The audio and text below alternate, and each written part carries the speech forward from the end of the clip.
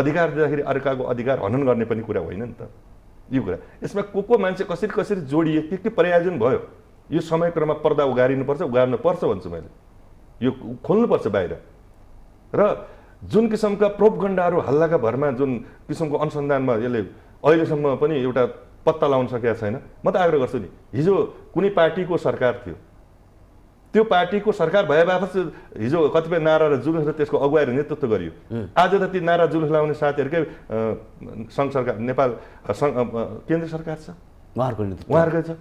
खै त जो मान्छेहरूको नाम लिए जसका सँग गऱ्यो अनुसन्धान गरे भएको त। अनि अनुसन्धान पनि गर्न नसक्ने, यसलाई राजनीतिकरण गर्ने, राजनीतिक मुद्दा बनाउने, त्योले न्याय पाइँदैन। झन् निर्मला पन्तको हत्या र बलात्कार गर्ने मान्छेभन्दा पनि बढी दोषी यो हुनसक्छ किन न्याय दिलाउन नसक्ने। हिजो त सरकारमा थिएनन्, प्रतिपक्षमा थिए, पहुँच थिएन होला नि होइन। आज त तिनी साथीहरू सरकारमा छैनन्, त्यही पार्टीका नेताहरू सरकारमा छैनन्। अब कसले रोक्यो? अब कसले रोक्यो? राजनीतिकरण गर्ने। त्यसो तपाईँले नै सोधे, त्यो त अपराध लाग्छ भन्छ निर्मला पन्तको। यो घटनाक्रम न तपाईँहरूको पालामा निर्कलता पाउन सक्यो, न तपाईँहरूको सरकारको पालामा यो घटनाले सार्थकता पाउन सक्यो, न्याय पाउन सकेन। यो सरकार पनि किन कमजोर देखियो यो घटनामा? किन देख्यो त्यही कुरो त रहस्य छ।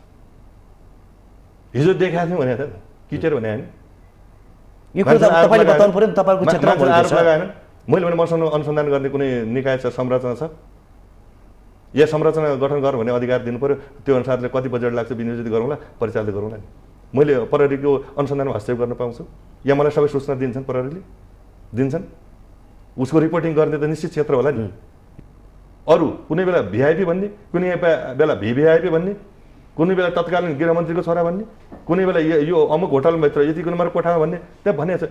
यी त पर्याप्त कुराहरू भन्दै जाने जो मान्छेहरू छन् ती सबैलाई बोलाएर राज्यलाई सहयोग गरे भएको, राज्यले तिनीहरूलाई बोलाएर सूचना लिएर कारवाही गरे भएको त।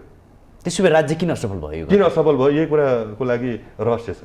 किनकि यो घटनाले तपाईँहरूले त यसलाई अपराधी पत्ता लगाउनु भन्दा पनि राजनीतिकरण गर्ने, आफ्ना व्यक्तिगत इन्ट्रेस्ट पुरा नभएका कुराहरूलाई स्वार्थ सिद्धि गर्ने, रिस फेर्ने कुराहरू भएको छन्। अब हामी त निर्वाचन जति बेला पनि घोषणा हुन्छ तयारी अवस्थामै छौँ र निर्वाचन भनेको स्वाभाविक लोकतन्त्रको सुन्दर पक्ष हो। यो हाम्रो एउटा जीवन पद्धति पनि हो र त्यस कारणले निर्वाचन अब 5 वर्ष पुग्दैछ भने सबैलाई थाहा छ र त्यो 5 वर्षमा फेरि अध्यावधिक हुनुपर्छ, फेरि पनि हामी अनुमोदित हुनुपर्छ। त्यस हिसाबले हामीले समग्र सबै तयारीमा छौँ र व्यग्र प्रतीक्षामा छौँ। वैशाखमै निर्वाचन त्यो सम्भव छैन, त्यो तयारी नेपाल सरकारले गर्न सकेन र जेठमा गर्ने भए पनि छिटै सिफारिस गर्ने नेपाल सरकारले, निर्वाचन आयोगले मिति घोषणा गरेर अगाडि बढाउने। दर्शकबिन नमस्कार, स्वागत छ कार्यक्रम माउन्टेन संवाद। आजको माउन्टेन संवादमा हामी स्थानीय निर्वाचनको मिति अझै पनि घोषणा भएको छैन, तर स्थानीय तहका जनप्रतिनिधिहरू भने कतिको उत्साहित छन् त आम निर्वाचनको लागि। स्थानीय तहको निर्वाचनको लागि जनप्रतिनिधिहरू कतिको हतारोमा हुनुहुन्छ, तर अझै पनि सरकारले स्थानीय तहको मिति घोषणा गर्न सकेको छैन। तर जेठमा चुनाव हुने भन्ने कुरा लगभग सरकार सहमतिमा पुगेको छ। तर अझै पनि यो चुनावको मिति तय नहुँदाखेरि अन्योलता भने कायम छ। अब जनप्रतिनिधिहरूलाई फेरि पनि किन स्थानीय तहका जनताहरूले जिताउने त उहाँहरूले यो विगतका 4 वर्ष पुरा भएर 5औं वर्षमा पुग्दाखेरि के काम गरे त? किन फेरि पनि उहाँहरूलाई समर्थन गर्ने, साथ दिने, उहाँहरूको पार्टीलाई फेरि किन जिताउने? त्यही नगरपालिकाबाट, त्यही स्थानीय तहबाट आज हामी यो पाटोमा रहेर संवाद गर्नेछौँ। आजको संवाद सुदूरपश्चिमको कञ्चनपुर जिल्ला भीमदत्त नगरपालिकामा रहेर हामी संवाद गर्नेछौँ। कञ्चनपुर धेरै हिसाबले पनि महत्त्वपूर्ण छ, राजनीतिक दृष्टिकोणले, देशको स्वाधीनताको हिसाबले र धेरै पटक कञ्चनपुरमा भीमदत्त नगरपालिकाभित्र नै राजनीतिक उथलपुथल भएको छ। अझ भन्नै पर्दाखेरि अझै पनि निर्मला केसले निर्कलता पाउन सकेको छैन, अधिकार प्राप्त गर्न सकेको छैन, सार्थकता पाउन सकेको छैन। 2075 श्रावण 10 गते उहाँको रहस्यमय मृत्यु भयो, तर त्यो रहस्यमय मृत्युमा को जोडेका थिए, कसको कारणले गर्दा उहाँको ज्यान गयो, कसरी गयो भन्ने कुरा अझै पनि छानबिन हुन सकेको छैन। पत्ता लाग्न सकेको छैन? किन यो घटना बाहिर आउन सकेन? आज हामी यो पाटोमा रहेर पनि संवाद गर्नेछौँ। निर्मलाको परिवार अझै पनि न्यायबाट बाहिर छ, न्याय प्राप्त गर्न सकेको छैन। आज हामी यो मुद्दामा संवाद गर्नेछौँ। त्यसै गरी भीमदत्त नगरपालिकाले के काम गरे त विगतका वर्षमा? किन जिताउनु पर्यो फेरि पनि अहिलेका मेयरलाई? आज हामी यो पाटोमा रहेर संवाद गर्नेछौँ। उहाँहरूका आयोजनाहरू के सफल भयो त, के गर्न बाँकी छ? त्यसै गरी कञ्चनपुर आफैमा पनि एउटा संवेदनशील जिल्ला हो, भारतसँग जोडेको नाका पनि हो।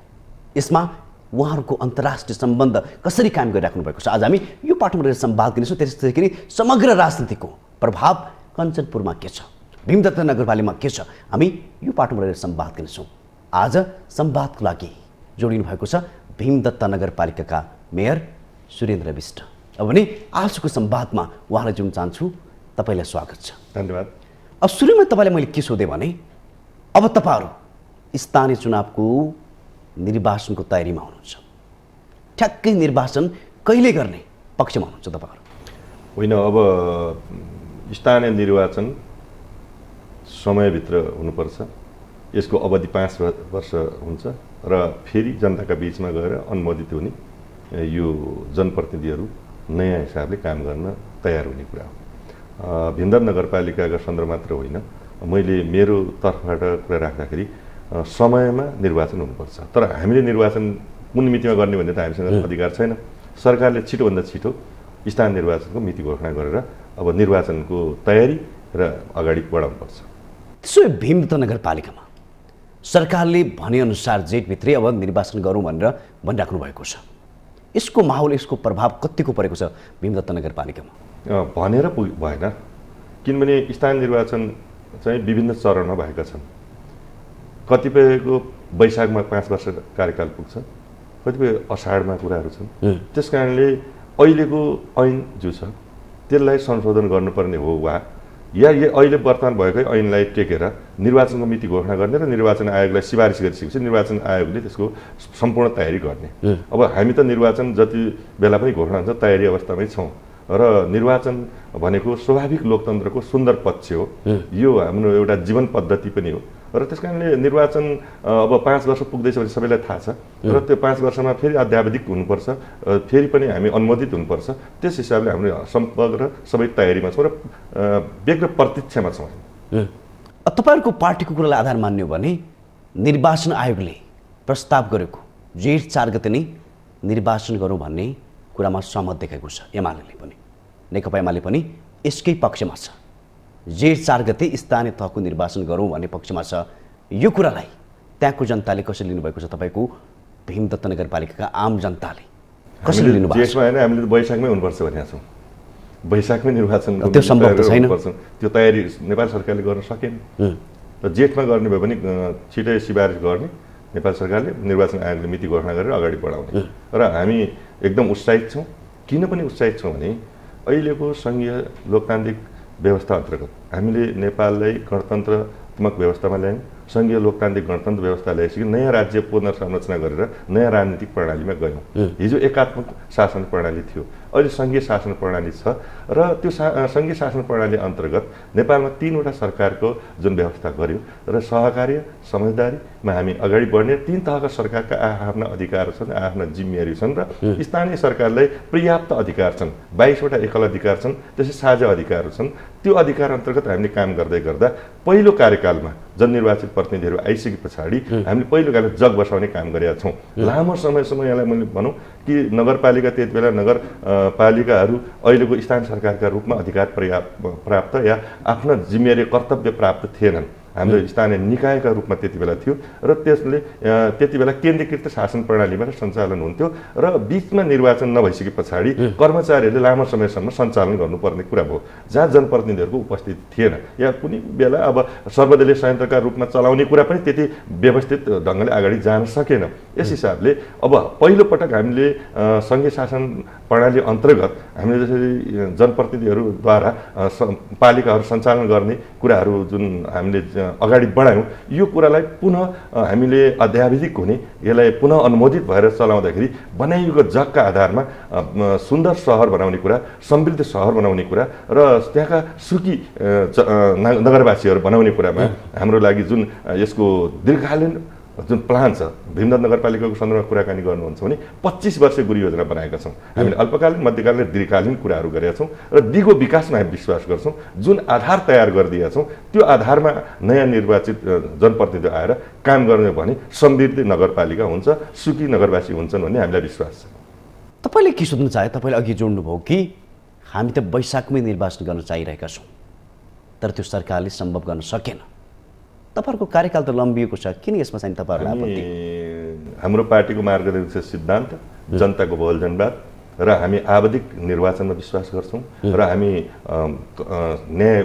स्वतन्त्र न्यायपालिकामा विश्वास गर्छौँ, हामी लोकतन्त्रमा विश्वास गर्छौँ। हामी कुनै एकपटक निर्वाचित भएपछि कार्यकाल बढाउने या अनन्तकालसम्म बस्ने कुरामा हामी विश्वास गर्दैनौँ। हामी साँच्चीकै लोकतन्त्र जीवन पद्धति हुनुपर्छ र समाजले लोकतन्त्रलाई समग्र रूपमा स्वीकार गर्नुपर्छ भन्ने मान्यता भएको हुनाले समय अवधिभित्र आवधिक निर्वाचन हुनुपर्छ भन्ने हाम्रो मार्गदर्शक सिद्धान्त हो, हाम्रो प्रतिबद्धता हो, हाम्रो त्यो प्रतिको निष्ठा हो। यो निष्ठामा हामी अगाडि बढिरहने मान्छे भएका हुनाले हामीले कार्यकाल कति दिन बढ्नुपर्छ, लम्ब्याउनुपर्छ भन्ने पक्षमा हामी कहिले पनि रहँदैनौँ, हुँदैनौँ। यो लोकतन्त्रको सुन्दर पक्ष भनेको के हो भने जनताबाट पुनः अनुमोदित हुनुपर्ने, जनताले स्वीकार गर्यो भने त्यसको नेतृत्वदायी भूमिका निर्वाह गर्ने, यदि जनताले स्वीकार गरेन भने सेवा लाग्ने र पुनः निर्वाचित हुनका निम्ति लागिरहने भन्ने हाम्रो त त्यो जीवन पद्धति हो नि त। त्यो दर्शनमा त हामी विश्वास गर्छौँ। यस आधारले समयमा निर्वाचन हुनुपर्छ भन्ने हाम्रो पार्टीको र हामी पार्टीमा लागेका सबै नेता कार्यकर्ताको त्यो प्रतिबद्धता र निष्ठा हो।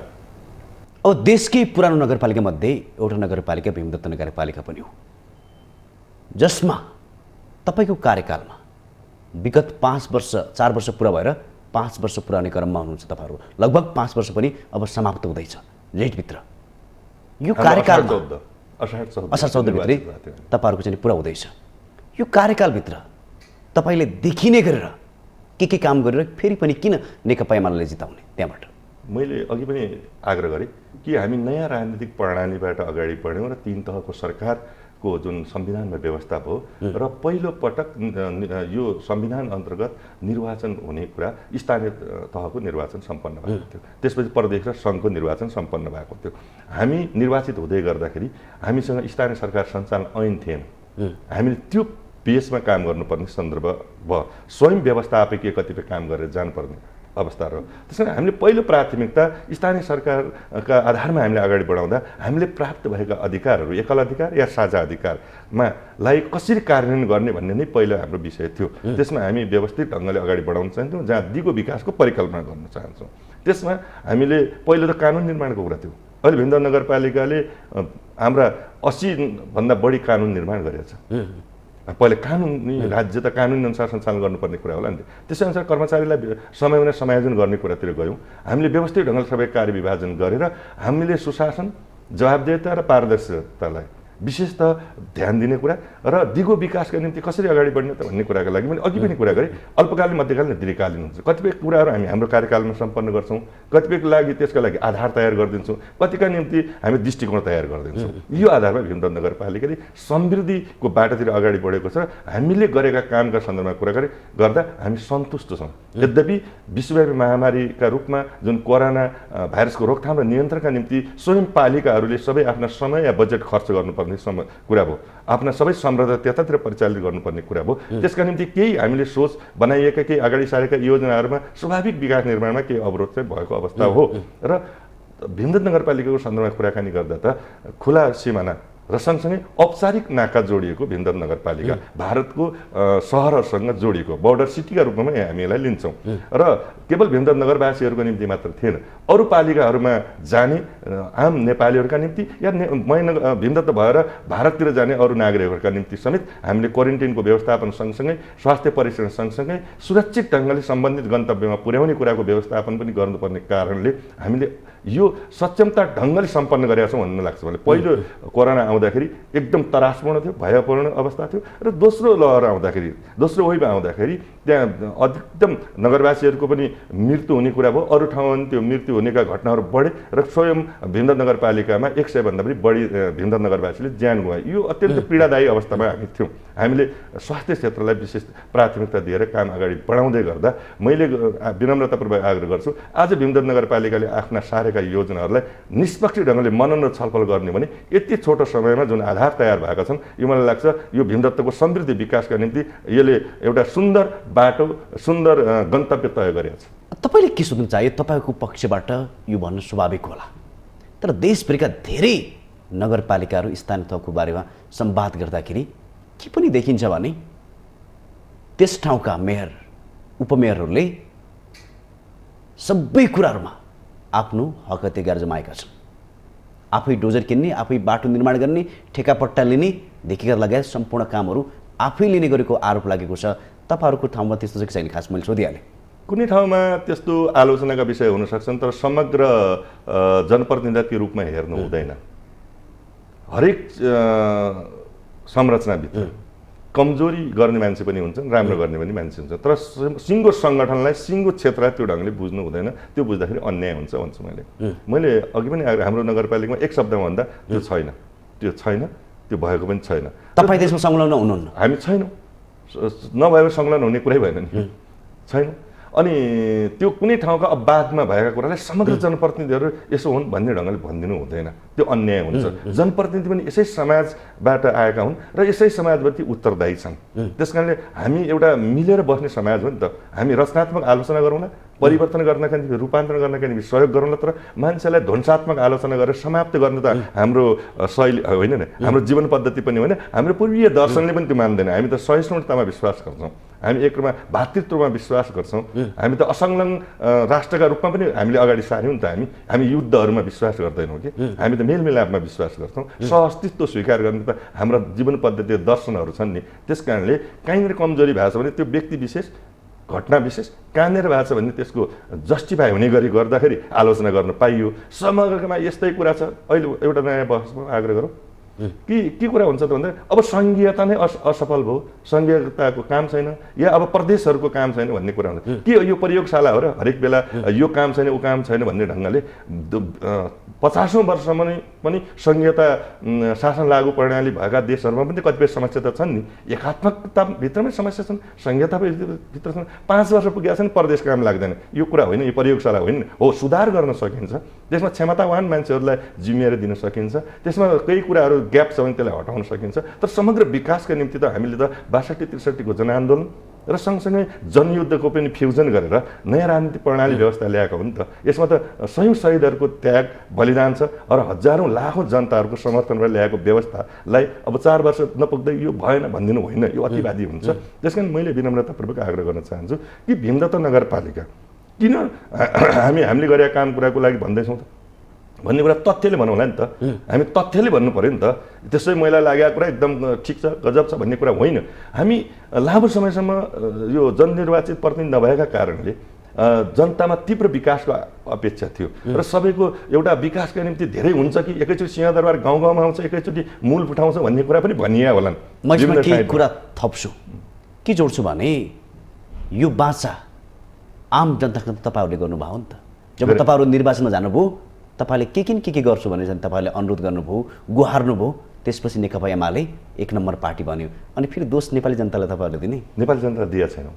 मैले नेपाली जनतासँग विनम्रतापूर्वक आग्रह गरिरहेको छु। तपाईँहरूको सपना एकछिन म भन्छु नि, म विनम्रतापूर्वक आग्रह गर्छु। हामीसँग लामो समयसम्म युद्धमा मुलुक रह्यो, लामो समयसम्म जनप्रतिनिधिविहीनताको अवस्थामा पालिकाहरू रहे र जहिले पनि अस्थिर सरकार रह्यो। 5 वर्ष सरकार चलेन नि, अस्थिरता रह्यो मुलुकमा। त्यस कारणले विकास निर्माणका कतिपय कामहरू सही दिशातिर जान सकेनन् या भएका विकासमा पनि दीर्घकालीन यसले ल्याउने परिणाम के हो त्यसको बारेमा छलफल भएन, चिन्तन भएन। दीर्घकालीन विकासले यसले रोजगारी सिर्जना गर्छ कि गर्दैन, यसले गरिबी निवारण गर्छ कि गर्दैन, यसले सामाजिक न्याय दिन सक्छ कि सक्दैन, यो विकास निर्माण सबैलाई समेट्न सक्छ कि सक्दैन भन्ने कतिपय दृष्टिकोणहरू नहुँदाखेरि बजेट खर्च भइराख्यो, तर त्यसले परिणाम दिन सकेन। यस कारणले जनतामा के आयो त भन्दाखेरि यो राजनीतिक प्रणालीले भएन भन्ने कुरा भयो। राजनीतिक प्रणाली परिवर्तन गरेपछि एकैचोटि सबै कुरा हुन्छ भन्ने कुरा त अपेक्षा त जाग्नु त स्वाभाविक हो नि त। तर त्यो अनुसारको समयका हिसाबले या बजेटका हिसाबले हामीसँग सबै कुरा थियो त थिएन। नभइसकेपछि सबै कुरा पुरा हुन्छ नि त हुँदैन। मैले आग्रह गरौँ करिब 100 किलोमिटर नयाँ पक्की सडक कालोपत्र सडक भीमदत्त नगरपालिकामा बन्दैछ। हिजोको 5 वर्ष पहिलाको नगरपालिका र अहिलेको नगरपालिका एकचोटि भ्रमण गर्दैनका निम्ति मैले आग्रह गर्छु। तर त्यो भए पनि पुगेन, किनभने 100 किलोमिटर कच्ची बाटो छ, नयाँ थुप्रै बाटाहरू खोलिएका छन्, तर अझ अरू ठाउँमा पनि खोल्नुपर्नेछ, थुप्रै पुल पुलेसा बनाउनु पर्नेछ। अझ बनिसके पनि एकैचोटि सबै हुँदैन नि त। तर के भयो भने यो ठाउँमा भयो अर्को ठाउँमा त बाँकी छ, स्वाभाविक त्यो ठाउँमा बाँकी छ भन्ने कुरा ठाउँ त अपेक्षा राख्नु त स्वाभाविक रूपले हो। त्यस कारण मैले आग्रह गर्न खोजेको भने छोटो समयमा बजेटका हिसाबले र हाम्रो समयका हिसाबले सबै विकास एकैचोटि हुन सक्दैन, यो कर्मिक रूपले हुने कुरा हो। र हामीले प्रतिबद्धता गरेको सन्दर्भमा मैले आग्रह गरेँ, हामी त प्रतिबद्धता हामी त स्थानीय तहमा गर्न सकिने कुरा र हाम्रो बजेट र स्रोत साधनले गर्न सकिने कामको सन्दर्भमा पनि प्रतिबद्धता गरेका थियौँ। दोस्रो, हामी प्रदेश सरकारबाट साझेदारी गरेर गर्छौँ भनेका थियौँ। तेस्रो, नेपाल सरकारसँग साझेदारीमा र नेपाल सरकारको प्रत्यक्ष सहकारीमा काम गर्छौँ भनेका थियौँ। चौथो, हामीले अन्तर्राष्ट्रिय प्रतिबद्धता पनि गरेका थियौँ, किनभने एउटा भयरहित समाज निर्माण गर्नका निम्ति मानव अधिकार सहित ग्यारेन्टी भएको शान्तपूर्ण समाजमध्ये हाम्रो प्रतिबद्धता हो नि त। त्यो प्रतिबद्धता अन्तर्गत त त्यसमा क्रियाशील हुने सबै संस्थासँग सहकारी साझेदारी र सँगसँगै कतिपय शान्ति सुरक्षालाई व्यवस्थित गर्नका निम्ति सुरक्षा निकायसँग पनि समन्वय र सहकारी गर्नुपर्ने नि मैले आग्रह गर्छु। चेलीबेची विखण्डनलाई न्यूनीकरण गर्ने, त्यसलाई अन्त गर्ने भन्ने कुरा हामी प्रतिबद्धता गर्दाखेरि सहकारी गरेर जाँदाखेरि एकाध गर्ने घटना हुँदाखेरि हामीले त्यसको पनि विश्लेषण गरेर नहुँदिनका निम्ति लाग्छौँ। तर कुरा के हो भने परिणाम चाहिँ एकैचोटि विकास जस्तो त यो के देखिन्छ, पूर्वाधारलाई चाहिँ विकास बढी बुझिन्छ। मैले आग्रह गरौँ हामीले राम्रो सकारात्मक सन्देशका निम्ति जनचेतना दिने वा हामीले लागु औषध प्रयोग गर्नेहरूलाई समाजबाट पलायन नहुँदिने र ठिक ट्र्याकमा ल्याउने, पुरानै बाटोमा ल्याउने काम गऱ्यौँ। त्यो देखिँदैन नि त, सबैले देख्दैन नि त। स्वयं जसलाई पीडा भएको छ उसले देख्नु होला, तर अरूले देख्नुहुन्न नि त। कतिपय छाउबडीका कुराहरू आउँछन् या कतिपय विभिन्न रूढिवादीका कुराहरू आउँछन्, त्यसका निम्ति गरेका कामहरू त तुरन्त सबै समाजले त देख्दैन। त्यस कारण काम त मैले त यस कारण दिगो विकासमा कुरा गरेँ र मैले आग्रह गरौँ हामी तथ्यका रूपमा गर्छौँ। जस्तै मैले अघि भने हामी सुकुम्बासी समस्या समाधान आयोग मार्फतबाट जग्गाधनी पूर्जा दिन्छौँ भनेको थियौँ, एउटा प्रतिबद्धता थियो, बन्यो, विघटन गरियो। अहिले फेरि बनिएको छ, काम ढिलो भयो। त्यो त स्थानीय प्रतिबद्धतालाई पुरा गर्नका निम्ति त सबै हाम्रो हातमा त छैन।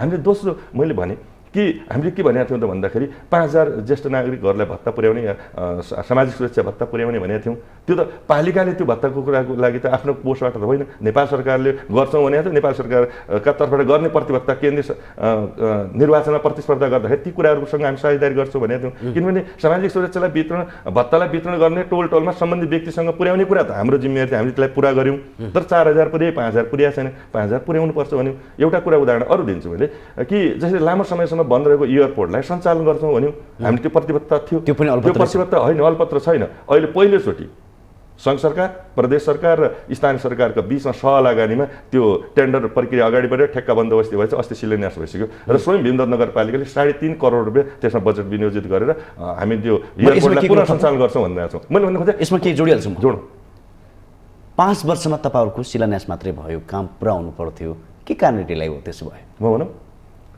जब एयरपोर्ट सञ्चालन गर्ने दायित्व जिम्मेवारी भनेको सङ्घ सरकारको, नेपाल सरकारको, एयरपोर्ट बन्द छ तर एयरपोर्टका बारेमा विभिन्न अन्यलता र भ्रमपूर्ण कुराहरू छन्। त्यो भ्रमपूर्ण कुराहरू छन्, कहिले पनि बजेटको व्यवस्थापन छैन र त्यो चल्न सक्छ कि सक्दैन भन्ने टेक्निकल कुनै पनि रिपोर्ट छैन।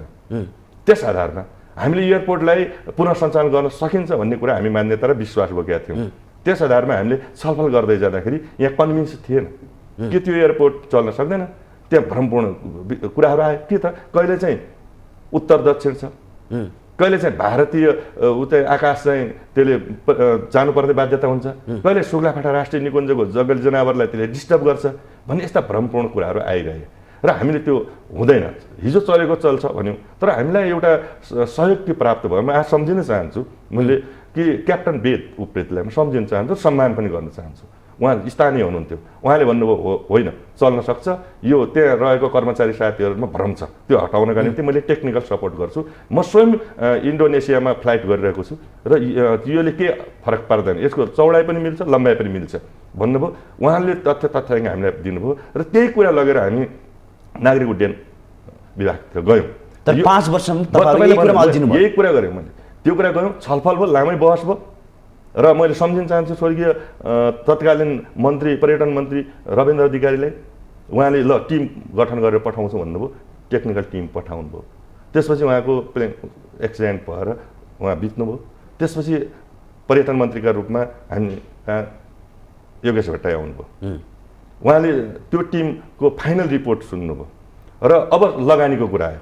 चल्न सक्छ भन्ने हामीले आधार तयार गऱ्यौँ, कन्भिन्स गऱ्यौँ। त्यो टेक्निकल रूपमा हामीले त्यसलाई चल्न सक्छ भन्ने तथ्य अगाडि सार्यौँ।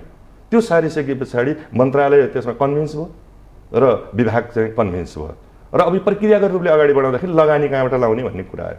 लगानीका सन्दर्भमा हामीले भन्यौँ कि लगानीका लागि हामी सहकार्य गर्न तयार छौँ, यहाँहरूले कति बजेट विनियोजित गर्न सक्नुहुन्छ। उहाँले 50% भन्नुभयो, बाँकीको 50%, 25% चाहिँ सुदूरपश्चिम प्रदेशले अनि 25% स्थानीय सरकारहरूले। त्यसमा भिमराङ नगरपालिका 15%, 10% दोधरा चाँदनी नगरपालिकाले। यसरी हाम्रो सहलगानीको पहिलो पटक हामीले अभ्यास गऱ्यौँ कि यसरी सहलगानीमा विकासको आयोजना गर्नका निम्ति हामीले सम्झौता गऱ्यौँ। यो सम्झौता गरिसके पछाडि अनि योगेश भट्टराई मन्त्रीबाट बिदा लिनुभयो। त्यसपछि मन्त्रीका रूपमा भानुभक्त ढकाल आउनुभयो र उहाँ समेतको उपस्थितिमा भिमराङ नगरपालिका, दोधरा चाँदनी नगरपालिका र सुदूरपश्चिम प्रदेश र सङ्घ सरकारको प्रतिनिधिहरूका बिचमा हाम्रो के भयो, सम्झौता भयो। हाम्रो एमओयू हामी बनायौँ। त्यस पछाडि बजेटको जुन हाम्रो प्रतिबद्धता थियो त्यो बजेट हामीले पठायौँ। पठाइसकेपछि ठेक्का बन्दोबस्तीको कुरा त अगाडि बढ्ने नै भयो नि त। ठेक्का बन्दोबस्ती काम गरेर यसका प्रक्रियाहरू हुन्छन्। यो प्रक्रिया पार गरेर अहिले शिलान्यास चाहिँ अहिलेको मन्त्री हाम्रो मान्य मन्त्री प्रेम आलेले अस्ति शिलान्यास गर्नुभएको छ। त्यसमा स्वयं सबै हामीले त्यसमा सहभागी भएको छौँ। संयुक्त रूपमा हामीले शिलान्यास कार्यक्रम सम्पन्न गरेका छौँ र समयमा एयरपोर्ट सम्पन्न हुने र गुणस्तरीय हिसाबले त्यो चाहिँ काम हुनुपर्ने कुराको लागि भनेका छौँ र 2टा फेज चाहिँ अगाडि बढाउने भनेको छ। पहिलो चरणको चाहिँ हामी यो काम सुरु गरिहाल्छौँ। दोस्रोका निम्ति भोलि ठुलो एरिया चाहिन्छ भने त्यो बाँकी रहेको जग्गालाई चाहिँ भिमराङ नगरपालिकाको नगरसभाले निर्णय गरेको छ, खरिद बिक्री नगर्ने भनेर रोक्का गरेको छ। भोलि फेरि हामीले एरिया त बढाउनुपर्छ। यस आधारले कतिपय सरोकारवालाहरूसँग छलफल गर्दाखेरि केही समय लागेको सन्दर्भमा मैले यहाँलाई विनम्रतापूर्वक आग्रह गरेँ। त्यसै गरी अहिले पनि तपाईँको क्षेत्रमा हुनुपर्ने काम हुलाकी रोडको काम अझै पनि अगाडि बढ्न सकेको छैन। त्यसै गरी भाइरल रोड पनि तहस नहस भयो। कति कमजोर तपाईँहरूले चाहिँ ठेक्का दिनुभएको छ भने त प्रुभ हुन्छ नि त यसबाट त। अब त्यो ठेक्का बन्दोबस्तको काम गर्ने कुरा चाहिँ सङ्घ सरकारको तर्फबाट हेर्नुहोस् होइन। अब त्यसमा सहकारी तपाईँको ठाउँ भएपछि तपाईँको दायित्व होला नि त। तपाईँले निगरानी गर्नु पर्ला, अनुसन्धान गर्नु पर्ला। कति भाइरल भएको थियो त्यो रोड, सबैले ठुलो आशा गरेका थिए, एकाएक एकचोटि नदी आउँदाखेरि उडाएर लग्यो। मैले भने अब त्यसमा टेक्निकल जे फल्ट भएको छ त्यसको छानबिन गरेर दोषीलाई कारवाही गर्नुपर्छ भन्ने कहिले गर्नुहुन्छ? 6 महिना बितिसक्यो। हामीले माग गरेको छ। त्यो त मैले तुरन्तै गठन गर्ने त्यो टेक्निकल टिम गठन गर्ने अधिकार भए त म त अस्ति नै गरिसक्थेँ। मसँग त अधिकार छैन, किनभने त्यो सङ्घीय आयोजना हो। होइन, हाम्रो योजनाहरू कति कमजोर छैन भनेको त प्रुभ गर्यो नि त। त्यो प्रुभ गरेकै कारणले दोषीलाई कारवाही अध्ययन गर्नु पर्थ्यो होला। भोलि नदी आउँछ होला, कटान गर्छ भने अध्ययन त हुनु पर्थ्यो होला। कमजोरी भएको छ, दोषीलाई कारवाही गर्नुपर्छ भनेको छौँ। नगरपालिकाको कार्यक्षेत्रभित्र हुन्थ्यो भने अहिलेसम्म त्यो छानबिन समिति बनाएर दोषीलाई कारवाही गर्ने कुराको लागि अगाडि बढिसक्थ्यो। तर त्यो कुरा सङ्घ सरकारलाई गर्नका निम्ति अपिल गरेका छौँ, आग्रह गरेका छौँ। भाइरल रोडमा जे भएको छ त्यो गलत भएको छ। यद्यपि त्यसको नाम नामाकरण औपचारिक भाइरल रोड होइन, त्यो 6 लेनको बाटो हो। तर भाइरल रोड भन्ने चलन चल्ती कोर्समा भन्ने भाइरल रोड नै। तर भाइरल भयो भन्नु खोजे, एकाएक भाइरल भयो, राम्रो थियो तर हो त्यसमा टेक्निकल जे कमजोरी भएको छ या ठेकदार निर्माण व्यवसायको तर्फबाट भएको लापरवाही वा त्यसमा खटिएका टेक्निकल इन्जिनियरहरू, खास गरी प्राविधिकहरू, उहाँहरूले त्यो रेखदेख गर्न सक्नु भएन या त्यसको डिजाइन बनाउँदाखेरि कमजोरी भएको छ भने यो कुरालाई मसिनो गरी केलाएर यो कुरा त समयका हिसाबले त हामीले गुमाइसक्यौँ, ठुलो लगानी पनि गुमाइसक्यौँ। तर दोषी त कारवाहीमा त पर्नु पर्यो नि त र टाइममा समयमा त्यो काम पनि सम्पन्न हुनु पर्यो। यो कुराको निम्ति भिमराङ नगरपालिका प्रतिबद्ध छ र सरोकारवाला सम्बन्धित निकायमा आफ्नो तर्फबाट पहल कदमी दबाब गर्ने कुराको लागि मैले आग्रह गरेँ। दोस्रो यहाँले हुलाकी रोडको सन्दर्भमा कुरा गर्नुभयो। म त्यसैमा तपाईँले पहिला यसमै थाप्छु, यति कमजोर हुनुको खास कारण के रहेछ?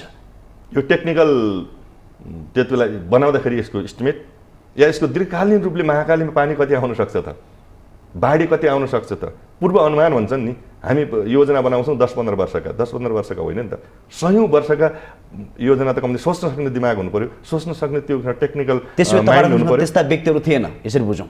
सक्षम र त्यो अनुभवी कसको लापरवाही हो छानबिनको विषय छ, अनुसन्धानको विषय, किनभने यो नगरपालिकाको कार्यक्षेत्रभित्र रहेन, यो सङ्घ सरकारको तर्फबाट यो जिम्मेवारी दिएको हुनाले पुल आयोजना खास गरी त्यसमा को व्यक्ति संलग्न थियो त भन्ने कुराको लागि त सङ्घ सरकारले बाहिर ल्याउनुपर्छ भन्छ र बाहिर ल्याउने मात्र होइन, कारवाही गर्नुपर्छ दोषी भएपछि। तपाईँले कति काम गर्नुभयो त्यो कुरा भन्दा पनि यो रोडले तपाईँलाई यति चाँडै नै पपुलारिटी दिएको थियो कि सबैको लागि सेल्फी स्पोट बनेको थियो, तर एकाएक नदी आएपछि भत्ताभुङ्ग भयो, त्योसँग जोडेका व्यक्तिहरू अझै पनि कारवाहीमा परेन। किन यति कमजोर व्यक्तिहरूलाई तपाईँहरूले चाहिँ त्यहाँ पठाउनु भयो? हामीले पठाएन, कसले पठाएको? मैले भने सङ्घीय आयोजना हो, क्वेसन त तपाईँले गर्न पाउनुहुन्थ्यो, पाइयो, गर्दैछौँ। अनुगमन गर्न सक्नु भएन? अनुगमन हाम्रो कार्यक्षेत्रमा होइन, अनुगमन स्वयं पुल आयोजनाको यो कमजोरी हुँदैछ है तपाईँहरूबाट त, तपाईँहरूको क्षेत्रमा त हुँदैछ भने सुझाव दिने कुरा, बोलाएर भन्ने कुरा त्यो भनेको छौँ। र जहाँसम्म पपुलर कुरामा व्यक्तिगत पपुलरको कुरा थिएन, त्यो भीमगञ्ज नगरपालिका र दोधरा चाँदेरीको समृद्धिको मात्र थिएन, त्यो मुलुककै समृद्धिका निम्ति आवश्यक सडक हो। म त्यही भन्दैछु, त्यो सडक हो, त्यो सडकले समृद्धि आकर्षणको पोइन्ट बनिसकेको त्यो सडकको आफ्नै महत्त्व छ। केवल पर्यटन प्रबन्धनका निम्ति या पर्यटकहरूलाई एउटा महत्त्वपूर्ण गन्तव्य स्थानका लागि केही रोजगारी सिर्जना गर्ने कुरा मात्र थिएन, त्यसमा थप कुरा थियो। म आग्रह गरौँ, अघि यहाँले यो हुलाकी रोडको कुरा गर्नुभएको थियो, भीमगञ्ज नगरपालिकाभित्र हुलाकी रोड होइन, महाकाली कोरिडोर।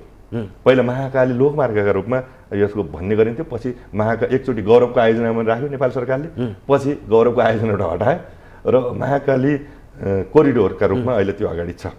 र महाकाली कोरिडोर बर्मदेवदेखि तिङ्गरसम्म अगाडि बढाउने योजनाका रूपमा त्यो अगाडि सारियो र त्यस कारणले दार्चुला बैतडी डमलधामा काम भइराख्यो र कञ्चनपुरको क्षेत्र खास गरी बर्मदेव क्षेत्रबाट काम हुनुपर्ने कुराको निम्ति बजेट विनियोजित हुने तर ठेक्का बन्दोबस्ती पनि हुने, तर इआई नगरेका कारणले ठेकदारले निर्माण व्यवसायले काम गर्न नपाउने लामो समयसम्म त्यो कुरा रहिराख्यो र त्यो सडकमा चर्चामा हुने तर काम कहिले पनि नहुने। त्यस पछाडि हामी निर्वाचित भइसके पछाडि हामीले महाकाली कोरिडोरको कामलाई अगाडि बढाउन हामी पहल गर्नेछौँ, दबाब दिनेछौँ र त्यसको जिम्मेवारी लिनेछौँ भन्यौँ। यद्यपि त्यो सङ्घ सरकारको बजेट पनि हो, आयोजना पनि थियो, तर हाम्रो पनि कर्तव्य र दायित्व थियो, हाम्रो प्रतिबद्धता पनि थियो निर्वाचनको बेलामा।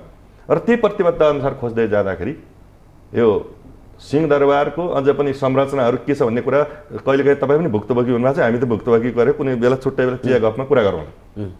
अनि त्यहाँ इआई गर्ने टेक्निकल टिमको टिआर समेत स्वीकृत भएको छैन, भाषणमा भइराख्यो कोरिडोर बनाउने कुरा, व्यवहारमा कहिले पनि त्यो प्रक्रिया अगाडि बढाएको छैन, त्यसको लागि ठोस पहल गरिदिनु भएको छैन।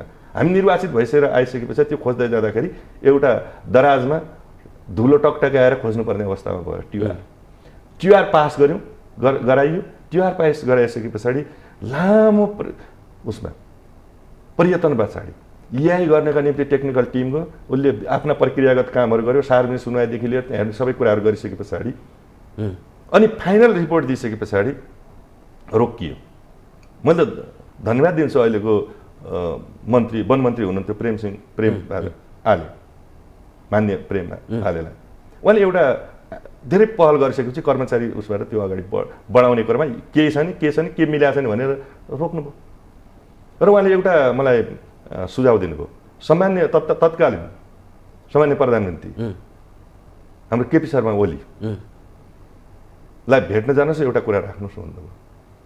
म 5वटा कुरा राख्न गएको थिएँ र के त भन्दा ठाडो प्रस्ताव क्याबिनेटमा प्रस्तुत भयो भने यो पास हुन्छ भन्नुभयो। त्यो संरचनाबाट पार लाग्ला जस्तो भएन, बजेट चाहिँ विनियोजित 92 करोड गरेको छ, तर इआई रिपोर्ट चाहिँ पुरा हुँदैन भनेपछि सामान्य प्रधानमन्त्रीसँग मैले आग्रह गरिसकेपछि मैले 5वटा कुरा गरेको थिएँ। 5वटा कुरामध्ये एउटा त्यो कुरा पनि थियो। उहाँले हुन्छ ल क्याबिनेटमा तपाईँ मन्त्रीको तर्फबाट आफ्नो प्रस्ताव ल्याउनुहोस्, अगाडि बढाउँ भने त्यसरी त्यो छोटो प्रक्रियाबाट हामीले त्यो कुरा गऱ्यौँ। गरिसके पछाडि अहिले ठेक्का भइसकेको छ र अहिले यो जिल्ला वन डिभिजन र प्रदेश अन्तर्गत रहेको कार्यालयले 5% उसले पनि रुखहरू हेर्नुपर्ने रहेछ, टाँचा लाउने कुरा, कटानी आदेश दिनका निम्ति। अहिले कटानी आदेश दिने कुरातिर अब अन्तिम चरणतिर पुगेको छ र अब कटानी आदेशमा रुख काटिसके पछाडि अब त्यो अगाडि बढ्छ। हो, त्यो कोरिडोरको सन्दर्भमा मैले कुरा गर्दैछु। अब त्यो कोरिडोरको महत्त्व के छ त भन्दा कञ्चनपुर बैतडी डमलधा बैतडी दार्चुला मात्र होइन, मानसरोवरमा पुगाउने कुरा हुन्छ। त्यसले भोलि पर्यटनको लागि यति सम्भावना छ। अहिले नेपालगञ्जबाट आएर जुन जाने भइरहेको छ, भोलि यही बाटो भएर मानसरोवर को यात्रा हुन्छ धार्मिक ढङ्गले पर्यटकीय हिसाबले र यो किनारे जाँदाखेरि विभिन्न आयात निर्यात गर्दाखेरि पहाडबाट तराईका पहाड पुर्याउने कुराको लागि र थुप्रै रोजगारी सिर्जना गर्छ। हो त्यो बाटो बर्मदेव तिङ्कर भनेको थियो। हामीले के भन्यो भने बर्मदेवले हुँदैन, बर्मदेवबाट मात्र हुँदैन। अब त्यो गड्डा चौकी जोडौँ, जुन राजमार्ग छ, पूर्व पश्चिम राजमार्ग छ, गड्डा चौकी जोड्नुपर्छ भनेपछि गड्डा चौकीसम्म जोड्नका निम्ति बजेट विनियोजित भयो। तर बाटोको साइड क्लियर नभएको हुनाले पहिलो उसमा बजेट फ्रिज भयो। दोस्रो पटक पनि बजेट विनियोजित भयो र हामीले के भन्यो त भन्दाखेरि साइड क्लियर गरौँ, अनि त्यहाँको कार्यालयले गर्न सक्दैन। हामी स्वयं नगरपालिकाबाट साधन प्रयोग गरेर ल जनतासँग सहकार्य गरेर उहाँहरूले हामी निःशुल्क रूपमा हामी दिन्छौँ बाटोको लागि जग्गा भन्नुभयो र हामीले त्यो ट्र्याक खोल्यौँ र सङ्घ सरकारका तर्फबाट गएको बजेट सडक कार्यालय मार्फत त्यो कार्यान्वयन भइरहेको छ। मैले आग्रह गरेँ गड्डा चौकीदेखि बर्मदेव जोडिन्छ, गड्डा चौकीदेखि त बर्मदेव जोड्ने बित्तिकै बर्मदेवबाट तिङ्करको कुरा गरिसकेँ मैले अघि। पहाडतिर दार्चुला बैतडी डमलदातिर तीव्र गतिका साथ काम भइरहेको छ, त्यो वर्षौँदेखि काम भइरहेको छ। कञ्चनपुरमा अवरुद्ध थियो, त्यो खोल्ने काम गऱ्यौँ। अब गड्डा चौकीबाट के हो त भन्दाखेरि गड्डा चौकीदेखि 6 लेनको बाटो जोड्ने कुरा हो। 6 लेनको जुन भाइरल रोडका रूपमा भन्दा 6 लेनको बाटो गड्डा चौकी जोडिन्छ। अब गड्डा चौकीसँग जोडिसकेपछि त पुलबाट सिधै हामी बर्मदेव हुँदै कता जाने भयो त दार्चुला जाने हो। अब त्यो 6 लेनको बाटो कहाँ जोडिन्छ भन्दाखेरि 4 लेनको पुलमा जोडिन्छ, जुन दोधरा चाँदनी नगरपालिका भीमदत्त नगरपालिकाको सीमामा छ। अब त्यो 4 लेनको पुलबाट हामी कहाँ जान्छौँ त भन्दा त्यो बाटो कहाँ जान्छ त सुक्खा बन्दरगाह बन्दैछ, सुक्खा बन्दरगाह बन्दैछ र सुक्खा बन्दरगाहले के गर्छ त भन्दाखेरि भारतीय राजमार्गसँग जोड्दैछ। भारत सरकारले आफ्नो बाटो जोड्ने कुरा अगाडि बढिसक्यो। अब त्यो एउटा बाटो त्रिदेशीय हुन्छ, एउटा बाटो त्रिदेशीय हुन्छ। अब त्यसको नामाकरण के गर्यौँ त भन्दा हामीले त्यो बाटो महाकाली कोरिडोरको बजेट छुट्याउँदाखेरि हामीले चाँदनी, गड्डा चौकी, बर्मदेव, पञ्चेश्वर, दार्चुला यसरी एउटा सडक 3 देशलाई छुँदैछ। त्यो भाइरल रोडको त्यति बेला गड्डा चौकी र पुलसम्म मात्र जोडिँदैन, त्यसले सुक्खा बन्दरगाहसम्म पनि त्यो जोडिन्छ र भारतीय राजमार्गसँग जोडिन्छ। त्यसमा यो बहुत महत्त्वपूर्ण छ र यो नेपालको समृद्धिको निम्ति यो महत्त्वपूर्ण आधार यो विकास आयोजना छ भन्ने मैले विनम्रतापूर्वक आग्रह गरेँ। पक्कै पनि कञ्चनपुर जिल्ला धेरै दृष्टिकोणले संवेदनशील छ। तपाईँको कार्यकालमा एउटा घटना घट्यो जसले देशकै राजनीति उथलपुथल बनाइदियो, त्यो निर्मला केस। निर्मला पन्तको परिवारले अझै पनि न्याय पाउन सकेको छैन। तपाईँकै कार्यकालमा यो घटना घट्यो, लगभग 4-5 वर्ष बितिसक्यो। यो घटनासँग को जोडेका थिए, कसरी भयो, किन भयो भन्ने कुरा मात्रै सीमित रहेन, यसले देशकै राजनीति उथलपुथल बनायो। त्यतिखेर तपाईँहरूका शीर्ष नेताहरूको पनि नाम जोडिनसम्म पनि पुग्यो र देशको शीर्ष राजनीति यसमा मुसिँदाखेरि पनि अझै पनि यसले निर्कलता किन पाउन सकेन? भीमदत्त नगरपालिका वडा नम्बर 2 मा बसोबास गर्ने बालिका निर्मला पन्तको बलात्कार भएपछि जघन्य अपराध हत्या गरियो। ती अपराधीहरूसँग अहिलेसम्म कानुनको कठघरामा ल्याएर कारवाही हुन सकेका छैन। यो कुरा हामी एकदम गम्भीर छौँ र चिन्तित छौँ र दुःखी छौँ। अपराधीलाई पत्ता लगाउने, सजाय दिने काम अहिले पनि हुन सकेका छैन। भीमदत्त नगरवासीले जुन पीडा पाए यसका निम्ति हामी एकदम दुःखी छौँ। मैले विनम्रतापूर्वक आग्रह गर्नु छ, आज पनि भीमदत्त नगरपालिकाको के हो त भन्दाखेरि छिटोभन्दा छिटो दोषी पत्ता लगाएर कानुनी प्रक्रियाबाट त्यसलाई दोषीलाई दण्ड गर्ने र पीडित परिवारलाई क्षति गर्ने। यद्यपि बालिका त फर्किँदैन, तर पनि राज्यको दायित्व हुन्छ कि पीडित परिवारप्रति संवेदनशील हुने, न्याय दिने। अहिलेसम्म भएको छैन। यो कुरा ढिलो हुनु हुँदैन भन्छु मैले। छानबिन गर्नका निम्ति ढिलो त भइसक्यो, 5-4 वर्ष हुँदैन भन्छु, गर्नु हुँदैन, ढिलो भइसक्यो। नगरपालिकाको कार्यक्षेत्र अनुसन्धान गर्ने, नगरपालिकाले अनुसन्धानमा टोली खटाउने या त्यसको अपराधी पत्ता लगाएर दोषी प्रमाणित गरेर कारवाही गर्ने कार्यक्षेत्रभित्र होइन पालिकाको। यो प्रश्न बुझ्नु पर्यो। यो अधिकार त सङ्घ सरकार नेपाल सरकारलाई छ। नेपाल सरकारले प्रहरी परिचालन गर्ने होला, प्रहरी परिचालन गरेर स्वेच्छा परिचालन गरेर आफ्ना उसबाट अनुसन्धान गरेर कारवाही गर्नेको निम्ति सरकारी वकिल मार्फत मुद्दा दायर गर्ने होला, अदालतले फैसला गर्ने होला। यो कुराको लागि त यो कसले परिचालन गर्छ त? यी संरचना भने त सङ्घ सरकारले गर्छ। मैले आग्रह गरेँ यो कुरा सुरुमा नगरपालिकाका तर्फबाट त हामीले त सहयोग गर्ने अनुसन्धानमा, अनि अनुसन्धानमा ढिला भयो भने नगरवासीहरूको समेत साथ लिएर दबाब दिने हो, पीडित परिवारको साथ लिएर समेत दबाब दिने हो। सुरुमा यो घटना घट्ने बित्तिकै नगरपालिकाका विरुद्ध आन्दोलन केन्द्रित गरियो, या यसमा तथ्य प्रमाण केही नभइकन विभिन्न कुरा प्रोपगण्डाहरू हल्लाहरू फैलाइयो र अनुसन्धानमा कुनै न कुनै किसिमको बाधा पुर्याउने कुराहरू भएको छ। यसको त अपराधशास्त्र र स्वतन्त्र ढङ्गले विश्लेषण विज्ञ गर्नेहरू, सुरक्षाको दृष्टिकोणले त्यसको अनुसन्धान गर्ने विज्ञहरूले एउटा प्रतिवेदन सार्वजनिक गर्नुपर्छ भन्छु मैले। कतिपय घटनाहरू हुँदाखेरि कतिसम्म बोल्नुपर्छ, कतिसम्म मिडिया जिम्मेवार हुनुपर्छ, कतिसम्म हाम्रो नागरिक जिम्मेवार हुनुपर्छ, कतिसम्म जनप्रतिनिधिहरू जिम्मेवार हुनुपर्छ, कतिसम्म सरकारहरू जिम्मेवार हुनुपर्छ, कतिसम्म मानवाधिकारवादी र सबै जिम्मेवार हुनुपर्छ भन्ने हामी त भइरहेको समाजको परिकल्पना गर्छौँ। हामी त कसैलाई न्याय दिँदाखेरि गलत गर्ने मान्छेले कारवाही भोग्नु पर्यो, तर न्याय दिँदाखेरि सबैलाई अनावश्यक विवादमा लिएर अर्कालाई अन्याय गर्ने पनि होइन नि त। अधिकार दिँदाखेरि अर्काको अधिकार हनन गर्ने पनि कुरा होइन नि त यो कुरा। यसमा को मान्छे कसरी जोडिए, के प्रयोजन भयो, यो समयक्रममा पर्दा उगार्नुपर्छ भन्छु मैले। यो खोल्नुपर्छ बाहिर। र जुन किसिमका प्रोपगण्डाहरू हल्लाका भरमा जुन किसिमको अनुसन्धानमा यसले अहिलेसम्म पनि एउटा पत्ता लगाउन सकेका छैन। म त आग्रह गर्छु नि, हिजो कुनै पार्टीको सरकार थियो, त्यो पार्टीको सरकार भए बापत हिजो कतिपय नारा र जुलुस र त्यसको अगुवाई र नेतृत्व गरियो। आज त ती नारा जुलुस लगाउने साथीहरूकै सङ्घ सरकार, नेपाल केन्द्र सरकार छ, उहाँहरूकै छ। खै त जो मान्छेहरूको नाम लिए जससँग गऱ्यो अनुसन्धान गरे भइगयो त। अनि अनुसन्धान पनि गर्न नसक्ने, यसलाई राजनीतिकरण गर्ने, राजनीतिक मुद्दा बनाउने, त्योले न्याय पाइँदैन। झन् निर्मला पन्तको हत्या र बलात्कार गर्ने मान्छेभन्दा पनि बढी दोषी यो हुनसक्छ, किन न्याय दिलाउन नसक्ने। तपाईँले नेपाल प्रहरीको नाम जोड्नु भयो। हजुर, नेपाल प्रहरीको पनि नाम जोड्नु भयो। नेपाल प्रहरीलाई अनुसन्धानमा खटाउने भने मैले अनुसन्धान गर्ने भने यो कुरालाई मैले के जोड्न चाहेँ, सम्भवतः नेपाल प्रहरीको इतिहासमा सबसे बढी कलङ्कता थपेको नेपाल प्रहरीले पनि यही घटनामा होला, उहाँहरूको छवि नै ध्वस्त भयो। अझ भन्नै पर्दाखेरि यो ढाकछोपमा यो घटनालाई चाहिँ नि रहस्यमय बनाउनुको पछाडि भीमदत्त नगरपालिकाको छ भनेर पनि बाहिर आयो। यो तपाईँलाई प्रष्ट भएकै कुरा हो। मैले अघि नै भने नि, नेपाल प्रहरीको सन्दर्भमा कुरा गर्नुहुन्छ भने यो सिङ्गो सङ्गठनप्रति गौरव पनि गर्नुपर्छ। केही कमी कमजोरी सबैभित्र हुन्छन्। अन्तर्राष्ट्रिय क्षेत्रमा अपराध अनुसन्धान र विभिन्न उसमा कुरा गर्नुहुन्छ, नेपाल प्रहरीको राम्रो कुरा छ। हामी त्यो कुरा बिर्सिनु हुँदैन। राम्रा कुराहरू पनि छन् त त्यो पनि ल्याउनु पऱ्यो। हाम्रो समाजको कहिलेकाहीँ के हुन्छ भने 79 राम्रा काम गर, एउटा नराम्रो काम गर्दाखेरि 79 बिर्सिदिन्छौँ। त्यसो होइन, तथ्यमा कुरा गर्नुपर्छ। नेपाल प्रहरीले काम गर्दाखेरि कहाँ कमजोरी भयो, कहाँ त्यसका निम्ति अवरोध भयो, के समस्या भयो भन्ने कुरा त त्यसको प्रतिवेदन आइसकेको छ। र त्यसमा नेतृत्व गर्ने जति पनि सुरक्षा अधिकारीहरू छन् उनीहरू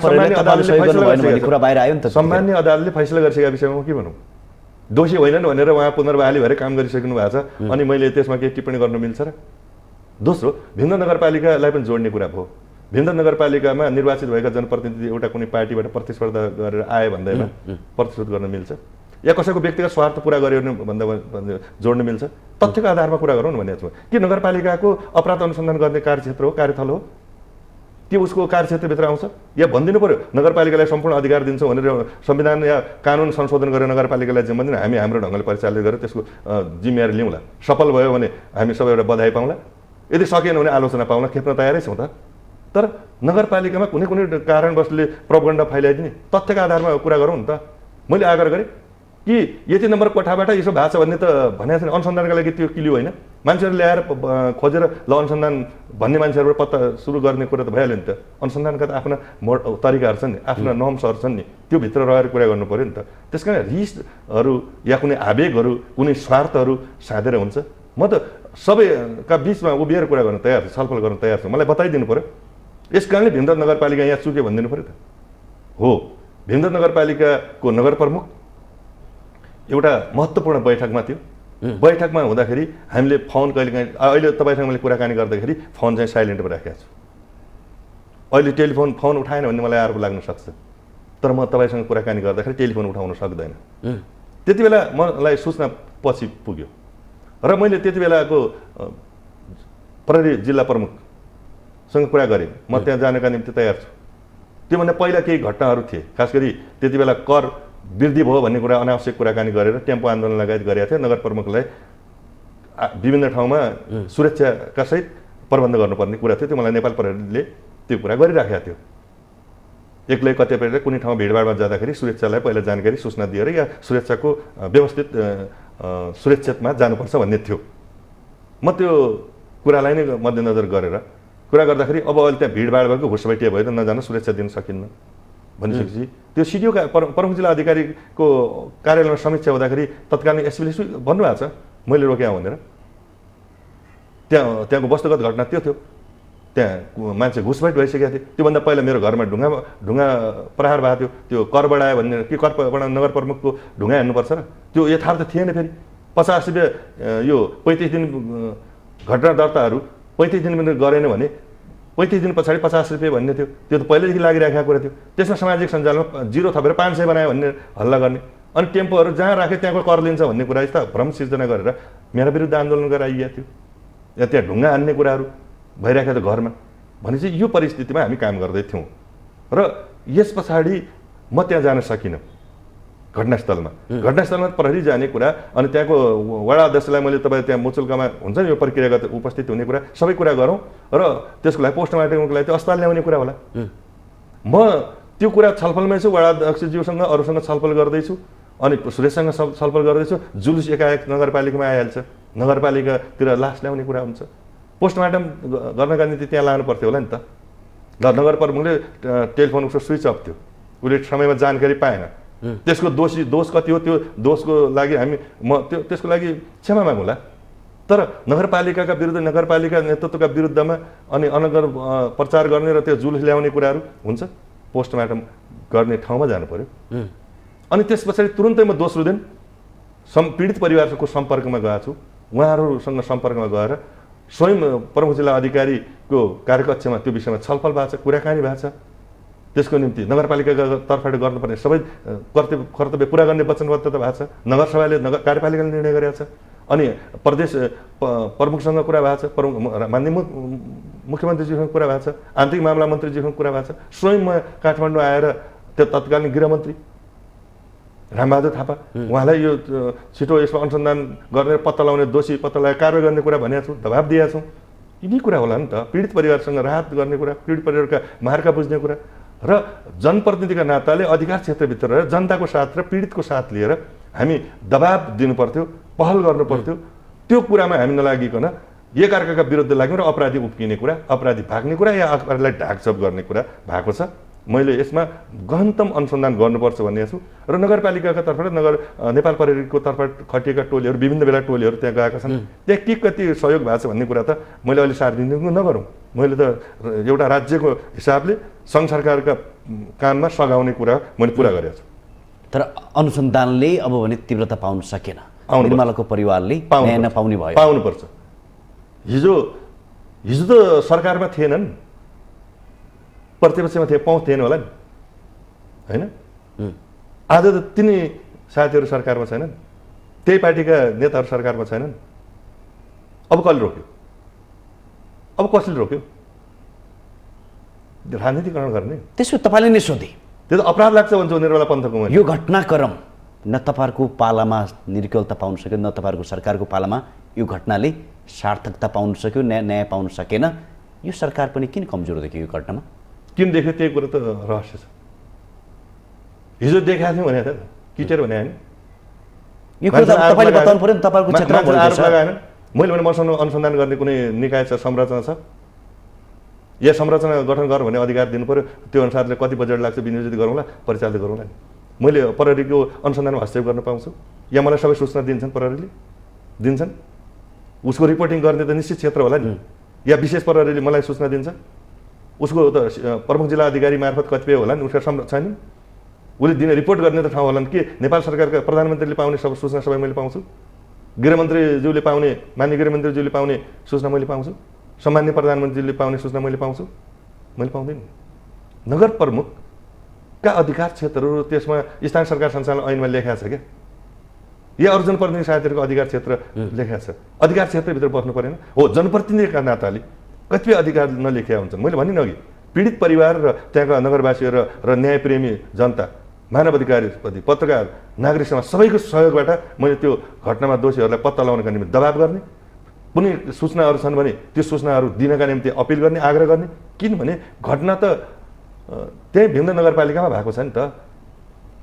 अनि त्यहाँका नागरिकहरूलाई कुनै प्रकारका त सूचनाहरू होलान् नि, कुनै जानकारी होला नि। अहिले त कहीँनिर कुराहरू त आउलान् नि, ती कुरा त दिनु पऱ्यो नि सूचना त। सूचना दियो भने त्यो अनुसारले अनुसन्धान टेकेर जाने कुरा हो। स्वयं मेरो परिवारलाई जोड्ने कुरा भएको। पहिला के भने यसको छोरो हो कि भन्ने रङ्गल छलफल भएछ। छोरो सानो छ भने भान्जा कि भन्ने भयो, त्यो पनि होइन भने भतिजा भन्ने भयो। भतिजा भने उसको बुवाको नाम अरू कुरा होला नि, अनि मेयरको भतिजा भन्ने ढङ्गले गरियो। त्यसमा पूर्वाग्रह छैन। मैले त त्यो आउने बित्तिकै तुरन्त डिएनए टेस्ट गर्ने, उसको अनुसन्धानको उसमा सहयोग गर्ने भने सहयोग गरेको छु, जोसुकै होस् भनेको छु। अरू कुनै बेला भिआइपी भन्ने, कुनै बेला भिभिआइपी भन्ने, कुनै बेला तत्कालीन गृहमन्त्रीको छोरा भन्ने, कुनै बेला यो अमुक होटलभित्र यतिको नम्बर कोठामा भन्ने, त्यहाँ भनेको छ। यी त पर्याप्त कुराहरू भन्दै जाने जो मान्छेहरू छन् त्यो सबैलाई बोलाएर राज्यलाई सहयोग गरे भएको, राज्यले तिनीहरूलाई बोलाएर सूचना लिएर कारवाही गरे भएको। त्यसो भए राज्य किन असफल भयो? किन असफल भयो यही कुराको लागि रहस्य छ। किनकि यो घटनाले तपाईँहरूले त यसलाई अपराधी पत्ता लगाउनु भन्दा पनि राजनीतिकरण गर्ने, आफ्ना व्यक्तिगत इन्ट्रेस्ट पुरा नभएका कुराहरूलाई स्वार्थ सिद्धि गर्ने, रिस फेर्ने कुराहरू भएको छन्। र अझ पनि म दृढपूर्वक ढङ्गले भन्छु, म आज एउटा जिम्मेवार पार्टीको जिल्ला अध्यक्ष पनि भर्खरै अधिवेशनबाट निर्वाचित भएको छु, जिम्मेवारी पाएको छु। समाजमा न्यायपूर्ण समाज बनाउने कुरा, कानुनी राज्यप्रतिको प्रतिबद्धता र दण्डहीनताको अन्त्य गर्ने कुरा, मानवाधिकारको पूर्ण ग्यारेन्टी गर्ने कुरा, लोकतन्त्रको प्रतिको प्रतिबद्धता, निष्ठा, शान्तिको निम्ति निष्ठा गर्ने कुरा हाम्रो पार्टीको आदर्शहरू हुन्। त्यसकारणले मेरो कार्यकाल पुगे पनि नयाँ साथीहरू आउलान् जनप्रतिनिधिका रूपमा। म त्यो नगरवासी पनि हो, त्यहाँभित्रको जिम्मेवार नागरिक पनि हो। त्यसकारणले यो घटनाप्रति नजिकबाट संवेदनशील भएर म लाग्छु र जहिलेसम्म यो न्याय पाउँदैन तबसम्म हाम्रो सिङ्गो पार्टी, सिङ्गो जनसङ्गठन, सिङ्गो त्यहाँको समाजलाई परिचालित गर्ने कुरामा म लाग्छु, त्यसको नेतृत्व गर्छु। अरू ठाउँको अन्तिम मान्छेको धेरै टाइम छैन, अन्तिममा चाहिँ नि निर्मलाको परिवारले कहिलेसम्म न्याय पाउँछ र नगरपालिकाको भूमिका के रहन्छ र कहिलेसम्म यो परिवारले अब न्याय पाउँछ?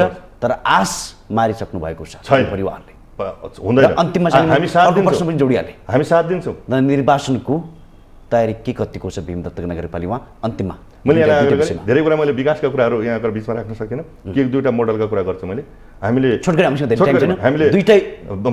प्राविधिक विद्यालय बनाएका छौँ, हामीले मेयर उद्यमशीलता कार्यक्रमको अगाडि बढेका छौँ, महाकाली अस्पतालसँग सहायता गरेर पिसिआर ल्याब त्यहाँ स्थापना गरेका छौँ। हामीले धेरै कामहरू गरेका छौँ, धेरै क्षेत्रमा, पर्यटनको क्षेत्रमा नयाँ नयाँ गन्तव्य स्थानहरू पहिचान गरेका छौँ। र सँगसँगै हामीले नेपाल आमाको मूर्ति स्थापनाका निम्ति पहिलोचोटि एउटा आकृतिमा देखिँदै हुन्छ नेपाल आमा, त्यसमा हामीले 1 करोडको लगानी बजेट विनियोजित गर्ने, प्रतिबद्धता 50 लाख दिए, 75 फिट अग्लो मूर्ति बन्दैछ। यसका थुप्रै कामहरू बनेका छन् र मैले यहाँलाई तथ्याङ्क आधारमा यो कार्यकालमा कति काम भयो भन्ने कुराको लागि म त्यो भन्न, त्यो बाहिर ल्याउन म तयार छु। र अन्तमा मैले के आग्रह गरेँ, निर्वाचनको सन्दर्भमा प्रतिस्पर्धा हुन्छ, प्रतिस्पर्धाका निम्ति लोकप्रिय उम्मेदवारहरू, जनपक्षीय उम्मेदवारहरू, जनतालाई मन पर्ने उम्मेदवारहरू र साँच्चीको विकास निर्माणको प्रतिबद्धता र दिगो विकासमा विश्वास राख्ने दृढ सङ्कल्प भएको हामी उम्मेदवार अगाडि बढाउँछौँ। र सम्भवतः भीमदत्त नगरपालिकाले हिजो नेकपा एमालेलाई जसरी विश्वास गरेका थिए, पुनः राष्ट्रिय अन्तर्राष्ट्रिय र प्रदेशमा गर्नुपर्ने काम र स्थानीय गर्नुपर्ने ती मुद्दाका आधारमा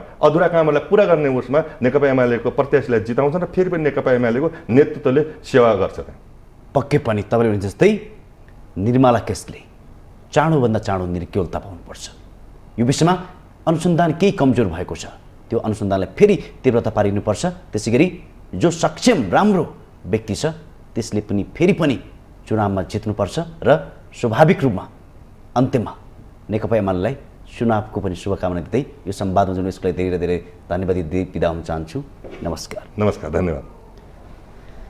दर्शकबिन, आजको संवाद भीमदत्त नगरपालिका कञ्चनपुरका मेयरसँगको यो विशेष संवाद थियो। कञ्चनपुर धेरै दृष्टिकोणले यो 5 वर्षको कार्यकालमा फरक देखियो।